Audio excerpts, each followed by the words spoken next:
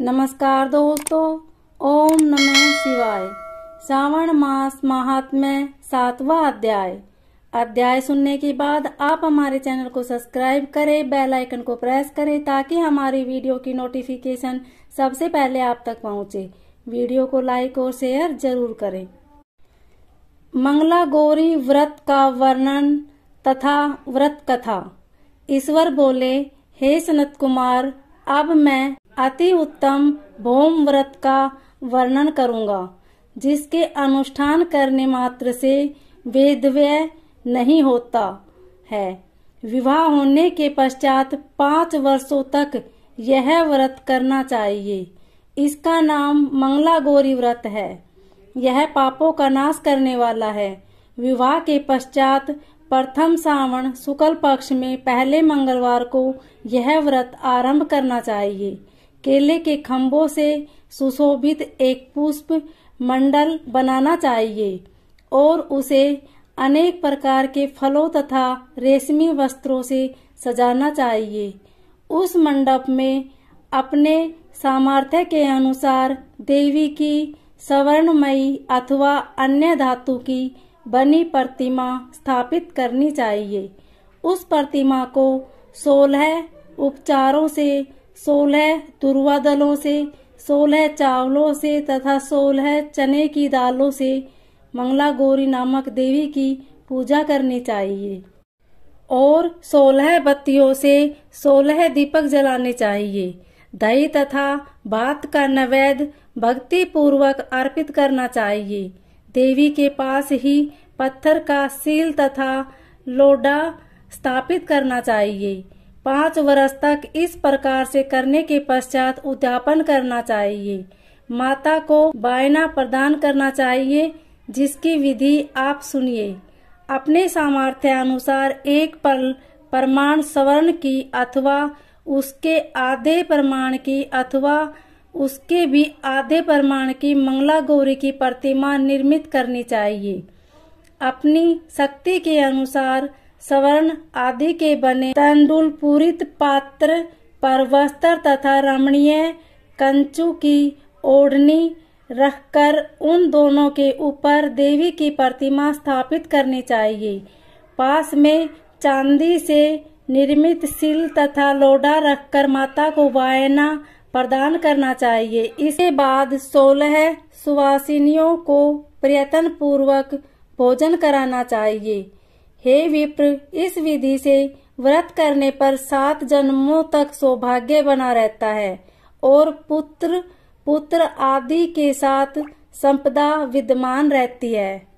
सनत कुमार बोले, सर्वप्रथम इस व्रत को किसने किया था और किसको इसका फल प्राप्त हुआ? हे शंभो, जिस तरह से मुझे इसके प्रति निष्ठा हो जाए, कृपा करके वैसे ही बताइए।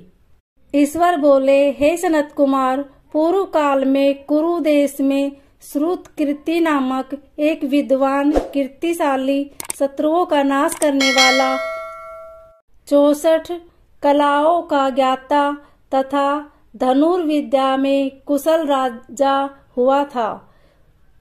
पुत्र के अतिरिक्त सभी अन्य शुभ चीजें उस राजा के पास थी। अतः वह राजा संतान के विषय में अत्यंत चिंतित हुआ और जब ध्यान पूर्वक देवी की आराधना करने लगा, तब उसकी कठोर तपस्या से देवी प्रसन्न हो गई और उससे यह वचन बोली, हे सुव्रत, वर मांगो। श्रुत कीर्ति बोला, हे देवी, यदि आप मुझ पर प्रसन्न हैं तो मुझे सुंदर पुत्र दीजिए। हे देवी, आपकी कृपा से अन्य किसी भी वस्तु का अभाव नहीं है। उसका यह वचन सुनकर पवित्र मुस्कान वाली देवी ने कहा, हे राजन, तुमने अत्यंत दुर्लभ वर मांगा है, फिर भी कृपावश मैं तुम्हें अवश्य दूंगी। किंतु हे राजेंद्र, सुनिए, यदि परम गुणी पुत्र चाहते हो तो वह केवल 16 वर्ष तक जीवित रहेगा, और यदि रूप तथा विद्या से विहीन पुत्र चाहते हो तो दीर्घजीवी होगा। देवी का यह वचन सुनकर राजा चिंतित हो उठा और पुनः अपनी पत्नी से परामर्श करके उसने गुणवान तथा सभी शुभ लक्षणों से संपन्न 16 वर्ष की आयु वाला पुत्र मांगा। तब देवी ने भक्ति संपन्न राजा से कहा, हे नृपनंदन, मेरे मंदिर के द्वार पर आम का वृक्ष है, उसका एक फल लाकर मेरी आज्ञा से अपनी भार्या को उसे भक्षण करने हेतु प्रदान करो, जिससे वह शीघ्र ही गर्भ धारण करेगी, इसमें संदेह नहीं है। प्रसन्न होकर राजा ने वैसा ही किया और उसकी पत्नी ने गर्भ धारण कर लिया। 10वें महीने में उसने देवतुल्य सुंदर पुत्र को जन्म दिया। तब हर्ष तथा शोक से युक्त राजा ने बालक का जात कर्म आदि संस्कार किया और शिव का स्मरण करते हुए उसका नाम चिरायु रखा। इसके बाद पुत्र के 16 वर्ष के होने पर पत्नी सहित राजा चिंतित में पड़ गए और वे विचार करने लगे कि यह पुत्र बड़े कष्ट से प्राप्त हुआ है और मैं इसकी दुखद मृत्यु अपने ही सामने कैसे देख सकूंगा। ऐसा विचार कर के राजा ने पुत्र को उसके मामा के साथ काशी भेज दिया।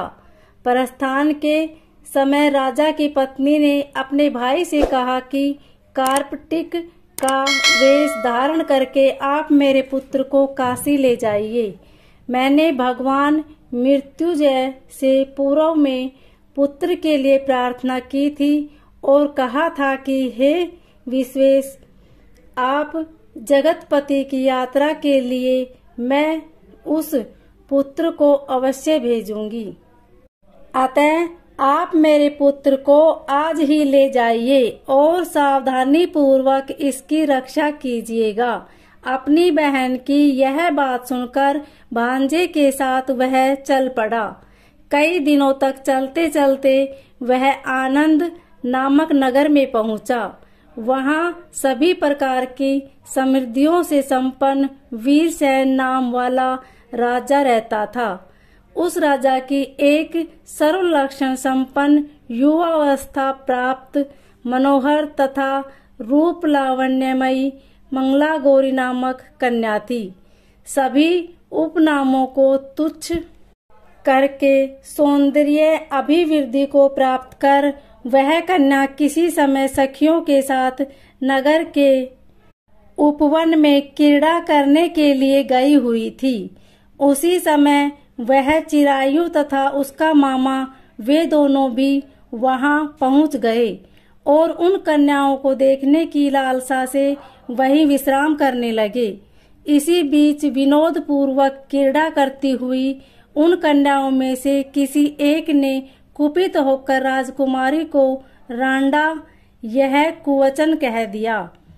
तब उस अशुभ वचन को सुनकर राजकुमारी ने कहा, तुम अनुचित बात क्यों बोल रही हो? मेरे कुल में तो इस प्रकार की कोई नहीं है। मंगला गौरी की कृपा से तथा उसके व्रत के प्रभाव से विवाह के समय जिससे सर पर मेरे हाथ से अक्षत पड़ेंगे, हे सखी, वह यदि अल्प आयु वाला होगा जीवी हो जाएगा। उसके बाद वह सभी कन्याएं अपने अपने घर चली गई। उसी दिन राजकुमारी का विवाह था।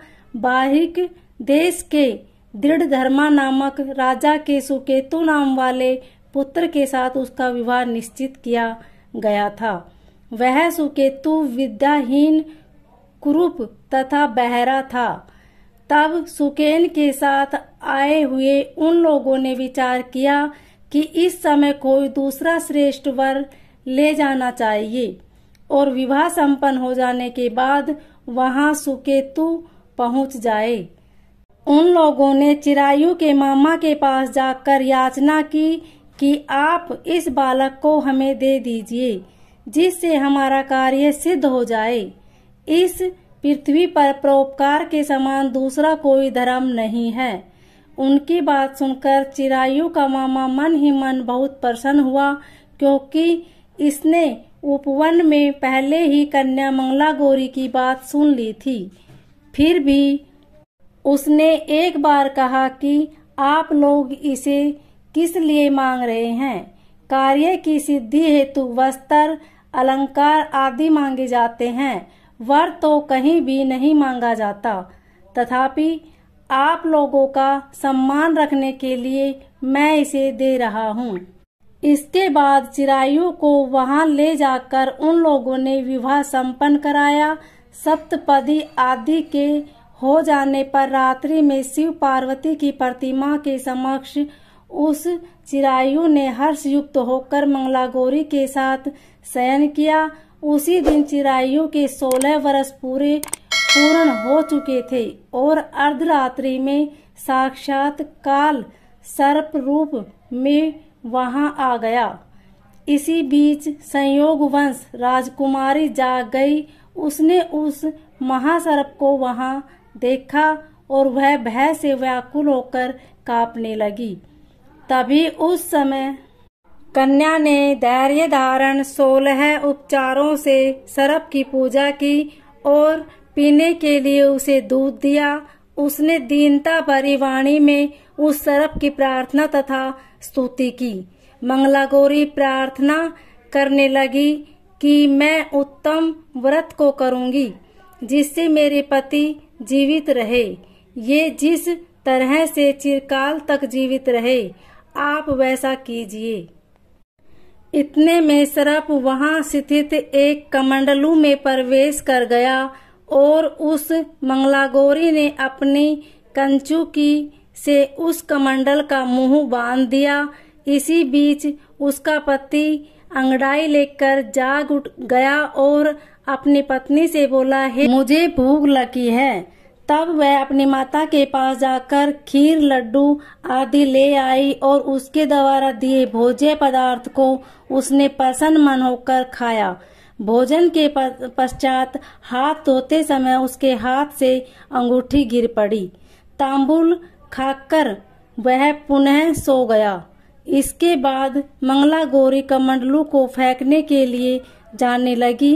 विधि की कैसी गति है कि उस कमंडलू में से बाहर की ओर जगमग करती हुई हार कांति को देखकर वह आश्चर्यचकित हो गई। घट में स्थित उस हार को उसने अपने कंठ में धारण कर लिया। इसके बाद कुछ रात शेष रहते ही चिरायु का मामा आकर उसे ले गया। इसके बाद वह पक्ष के लोग सुकेतु को वहां ले आए। उसे देख मंगला गौरी ने कहा कि यह मेरा पति नहीं है। तब उन सभी ने उससे कहा, हे सुबे, तुम यह क्या बोल रही हो? यहाँ तुम्हारा कोई परिचायक हो तो उसे हम लोगों को बताओ। मंगला गौरी बोली, जिसने रात्रि में 9 रत्नों से बानी अंगूठी दी है, उसकी अंगूठी में इसे डालकर परिचायक निशानी देख ले। मेरे पति ने रात्रि में मुझे जो हार दिया था उसके रत्नों का समुदाय कैसा है, इस बात को यह बताए।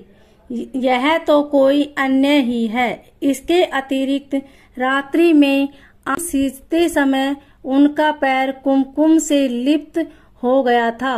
वह मेरी जांघ पर अब भी विद्यमान है। उसे आप लोग शीघ्र देख ले। साथ ही रात में परस्पर भाषण तथा भोजन आदि जो कुछ किया गया था उसे भी यह बता दे, तब यह निश्चय ही मेरा पति है।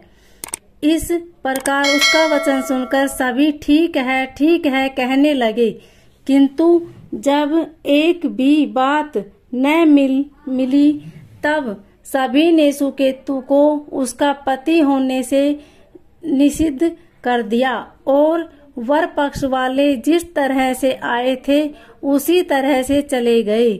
उसके बाद अपने वंश को बढ़ाने वाले महान यश से संपन्न तथा परम मनस्वी मंगला गौरी के पिता ने अन्न पान आदि का स्त्र चलाया। उन्होंने वर पक्ष का वृतांत कानो कान सुन लिया कि स्वरूप से कुरूप होने के कारण लोगों के द्वारा किसी अन्य को वर के रूप में आदरपूर्वक लाया गया था, तब उन्होंने अपनी कन्या को पर्दे के भीतर बिठा दिया। उसके बाद 1 वर्ष बीतने पर यात्रा करके चिरायु अपने मामा के साथ यह देखने आया कि विवाह के बाद वहाँ क्या हुआ। तब उसे गवाक्ष के भीतर से देखकर वह मंगला गौरी अत्यंत प्रसन्न हुई और माता पिता से बोली कि मेरे पति आ गए हैं। राजा ने अपने सज्जनों को बुलाकर पूर्व में कहे गए सभी परिचायकों को निशानी को देखकर मंद मुस्कान वाली अपनी कन्या चिरायु को सौंप दी। राजा ने शिष्ट सज्जनों को साथ लेकर विवाह का उत्सव कराया। उसके बाद राजा वीरसेन ने वस्त्र, आभूषण आदि, सेना, घोड़े, रथ और अन्य भी बहुत सी सामग्रियां देकर उन्हें विदा किया। उसके बाद कुल को आनंदित करने वाला यह चिरायु पत्नी तथा मामा के साथ लेकर सेना के साथ अपने नगर पहुंचा। लोगों के मुख से उसे आया हुआ सुनकर उनके माता पिता को विश्वास नहीं हुआ। उन्होंने सोचा कि प्रारंभ अन्यथा कैसे हो सकता है। इतने में वह अपने मामा पिता के पास आ गया और स्नेह से परिपूर्ण वह चिरायु भक्ति पूर्वक उनके चरणों में गिर पड़ा। तब अपने पुत्र का मस्तक सूंघ कर उन दोनों ने परम आनंद प्राप्त किया। पुत्र वधू मंगला गौरी ने भी सास ससुर को प्रणाम किया। तब सास उसे अपनी गोद में बिठाकर सारा वृत्तांत शीघ्रता पूर्वक पूछे। महामुने, तब पुत्र वधू ने भी मंगला गौरी के उत्तम व्रत का महात्म्य तथा जो कुछ घटित हुआ था वह सब वृत्तांत बताया। हे सनत कुमार, मैंने आपसे इस मंगला गौरी व्रत का वर्णन कर दिया। जो कोई भी इसका श्रवण करता है अथवा जो इसे कहता है उसके सभी मनोरथ पूर्ण हो जाते हैं, इसमें संदेह नहीं है। सूत जी बोले, हे ऋषियों, इस प्रकार शिव जी ने सनत कुमार को यह मंगला गौरी व्रत बताया और उन्होंने सभी कार्यों को पूर्ण करने वाले इस व्रत को सुनकर महान आनंद प्राप्त किया। इस प्रकार श्री स्कंद पुराण के अंतर्गत ईश्वर सनत कुमार संवाद में श्रावण मास महात्म्य में मंगला गौरी व्रत कथन नामक 7वां अध्याय पूर्ण हुआ। ओम नमः शिवाय।